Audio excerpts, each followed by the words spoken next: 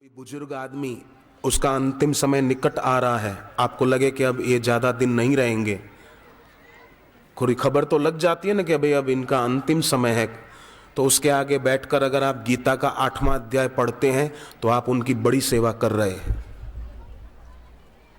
और किसी की मृत्यु हो गई, उसके बाद उसके नाम से गीता का 7वां अध्याय पढ़ते हैं तो आप उनकी बड़ी सेवा कर रहे हैं। किसी की मृत्यु हो गई, जिस दिन मृत्यु हुई उसी दिन से लेकर 13 दिन तक अगर आप उनके नाम से मिट्टी के एक पात्र में गाय का दूध, कच्चा देसी गाय का, और एक मिट्टी के पात्र में पानी भरकर घर की छत पर या खिड़कियों के बाहर छज्जे जैसा होता है वहां पर रख देते हैं, सुबह भर के रख दिया, अगले दिन वो पीपल के पेड़ में डाल दिया, ताजा दूध कच्चा और पानी दूसरे पात्र में रख दिया 13 दिन तक, आप समझो उस मृतक की बड़ी सेवा कर रहे हैं। और वो दिवंगत आत्मा आपके ऊपर आशीर्वाद बरसाएगी अगर आप 13 दिन तक ये सेवा उनके नाम से करेंगे तो। इसमें क्या कठिनाई पड़ेगी।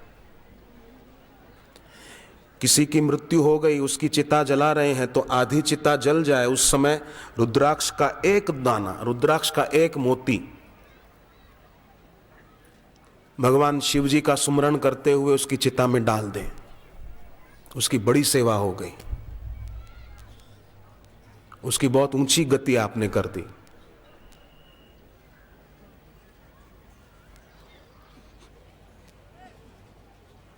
और समझो किसी की मृत्यु हो गई और उसका आपको बहुत दुख है, होता है ना स्वाभाविक, दादा दादी पिता नाना नानी, कोई तो दुख होता है मन में। तो जब ज्यादा दुख हो तो उस समय मन में ऐसी भावना करें कि मेरे दादा दादी नाना नानी अमुक जो गुजर गए, शरीर छोड़ गए, वो भगवान के धाम में है। ओम नमो भगवते वासुदेवाय, ओम नमो भगवते वासुदेवाय, वो भगवान के धाम में है। वाह, ओम नमो भगवते वासुदेवाय। ऐसी भावना करेंगे ना, सचमुच उनकी यात्रा बहुत ऊंची होगी।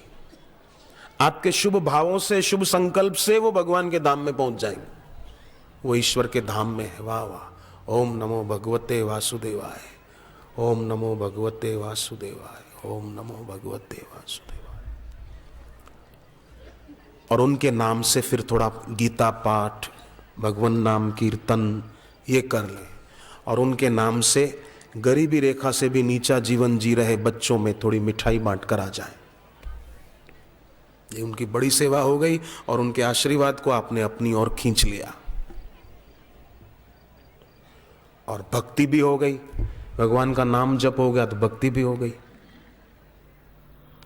अपनी पूजा के स्थान पर मैंने किसी किसी के घर पे देखा है कि वो अपने पूर्वजों का चित्र रख, दादा दादी की फोटो रख देते हैं पूजा की जगह पर, जहाँ गुरु का, शिवजी का स्थान हो, वहाँ पर अपने दादा दादी जो गुजर गए हैं उनकी तस्वीर पूजा की जगह पे नहीं रखी जाती है। उनकी तस्वीर और जगह आदर से रखो, घर में, कमरे में, जहाँ योग्य जगह हो वहाँ दीवार पे लगा दो भले, पर पूजा की जगह पर मैंने बुजुर्ग संतों से सुना है कि अपने जो दिवंगत हैं बुजुर्ग, उनकी तस्वीर जहां गुरु की, शिव जी की तस्वीर हो वहां न रखी जाए।